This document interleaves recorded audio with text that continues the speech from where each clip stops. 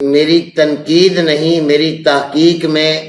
جاہل حکما بھی آئیں گے، میں حکیموں کو پہلے رکھوں گا، اور ڈاکٹروں کو تو میں اس قابل سمجھتا نہیں کہ وہ سیکس کا علاج کر سکتے ہیں، سوائے چند کیمیکل کے جو اس دور حاضر میں ان کے ہاتھ لگ گئے ہیں، جائے کہ وہ کسی اور مقصد کے لیے دوا تیار کی گئی تھی اور انہوں نے اس کا یہ دوسرا فائدہ دیکھتے ہوئے مختلف نام سے مارکیٹ میں اسے اتار دیا،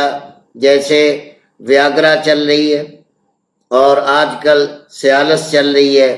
اسی طرح کوبرا چل رہی ہے، راکٹ چل رہی ہے۔ یہ تمام دوائیاں مختلف رنگوں میں، مختلف سائزوں میں، مختلف پیکٹوں میں بند ہو کر بڑے بڑے ڈاکٹر جو ہیں وہ اپنے کلینکوں پہ بڑے دعوے کے ساتھ مردانہ کمزوری کا علاج کرنے کا دعویٰ کر رہے ہیں۔